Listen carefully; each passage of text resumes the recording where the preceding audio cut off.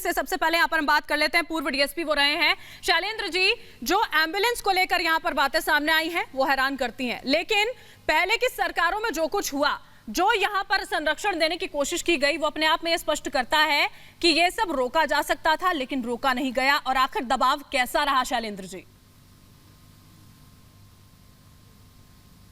बिल्कुल आपने सही कहा कि पहले के सरकारों में अगर चाहते लोग तो इसको रोक सकते थे। जैसे मैंने कृष्णानंद जी की हत्या के लगभग 1-1.5 साल पहले ही इस चीज़ को रिकवर किया था, लेकिन उस समय उतना दबाव शायद नहीं बन पाया, उस पर सरकार पे नहीं बन पाया, और उसकी परिणति लोगों ने देखा कि लास्ट में उनकी हत्या के रूप में सामने आई। तो बात सही है, बिना सरकार के संरक्षण के कुछ भी नहीं हो सकता। अगर सरकार का संरक्षण मिल जाए तो ये माफिया लोग तो किसी को भी 2 मिनट में उड़ा सकते हैं। आपको जान के आश्चर्य होगा कि जब मैंने रिजाइन कर दिया, मुझे बाद में पता चला, एक बहुत सीनियर आदमी के द्वारा इनपुट मिला कि आपको पहला रेजिग्नेशन इन लोग स्वीकार इसलिए नहीं कर रहे थे कि आपका ट्रांसफर करा के कहीं बॉर्डर पुलिस में भेजते और क्रॉस फायरिंग में आपका गनर ही आपको मारता। ये इनकी प्लानिंग थी, लेकिन वो आपकी किस्मत अच्छी थी कि आप रिजाइन करके बाहर आ गए और मामला इतना उछल गया कि फिर इन लोग आपको छू नहीं पाए, या डर गए कि इस समय कुछ भी होगा तो हम लोग की सरकार गिर जाएगी। सुप्रीम कोर्ट में भी उस समय मेरे लिए PIL दाखिल हुई थी। तो ऐसी स्थिति में जो आपने कहा बिल्कुल सही बात है कि सरकार का अगर संरक्षण माफियाओं को मिल जाए तो इन लोग तो खुला खेल खेलते हैं। बिल्कुल ऐसा हो भी रहा है ना शैलेंद्र जी। देखिए, पहले की सरकारों की हम यहाँ पर बात कर रहे हैं, अभी भी मौजूदा स्थिति की बात करते हैं तो पंजाब सरकार और क्या कर रही है? इतना ज्यादा संरक्षण देने की कोशिश आखिर क्यों की जा रही है? इसको लेकर सवाल पूछे जाते हैं तो कोई जवाब नहीं है।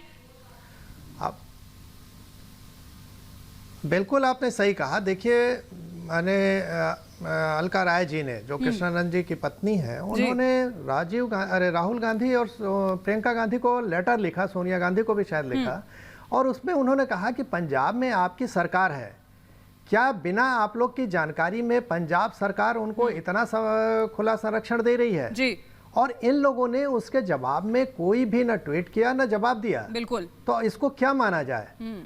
मुझे याद है, मैं कांग्रेस में था उस समय, और मुझे कांग्रेस ऑफिस में बैठे सीनियर लोगों ने बताया कि शैलेंद्र जी, आप कांग्रेस के नेताओं के साथ जाते हैं, जरा संभल के रहिएगा, जिनके साथ आप देखिए इस तरह की बातें अगर की जाती हैं, किस तरह के दबाव अगर है, तो आखिर करवा कौन रहा है और ये कोशिशें की क्यों जाती है? शैलेंद्र जी बने रहिएगा आप हमारे साथ पूर्व DGP यूपी ब्रजलाल जी भी जुड़े हुए हैं, उनका रुख कर लेते हैं। ब्रजलाल जी, अब कुछ ही दिनों में यूपी शिफ्ट किया जाना है मुख्तार अंसारी को। सबसे बड़ा सवाल ये है, इतने बड़े कुख्यात अपराधी को यहाँ पर शिफ्ट किया जाएगा, चुनौतियां कैसी रहने वाली हैं? क्या कुछ होगा आने वाले समय में?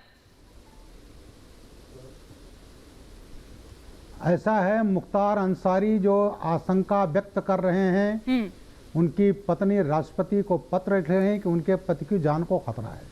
उनके पति को कोई जान का खतरा नहीं है, इनको कोई बीमारी नहीं है। जब ये जेल जाते हैं और पंजाब जेल में रहते, इनको कोई दिक्कत नहीं रही। यूपी आना हुआ तो व्हील चेयर पर चले लगे। समाजवादी पार्टी सरकार ने इसी तरह से अमरमणि त्रिपाठी पूरे 5 वर्ष के कार्यकाल में आजीवन कारावास का मुलजिम और गोरखपुर मेडिकल कॉलेज में वहीं रहता था, दरबार लगाता था। जोगी सरकार आई तब जेल के अंदर गया है। तो ये जो है मुख्तार अंसारी उत्तर प्रदेश की जेल में पूर्णतया सुरक्षित रहेंगे। हाँ, ये शाही जिंदगी जो गाजीपुर जेल, लखनऊ जेल और आगरा जेल में बिताते थे वो नहीं होगा। वहाँ दरबार नहीं लगेगा, गुर्गे बेरोक-टोक नहीं मिलेंगे, गैंग संचालित नहीं कर पाएंगे। जेल को जैसा इन्होंने पिकनिक स्पॉट बना रखा था अपने लोगों के लिए, वो नहीं होगा। दिक्कत ये है, ये सारी वो चीजें हैं बिल्कुल जिनका आप जिक्र कर रहे हैं, जिनको देखना होगा और अब ये सामने यहाँ नहीं आएंगी। बहुत बहुत शुक्रिया ब्रजलाल जी और साथ ही शैलेंद्र जी, आप हमारे साथ जुड़े।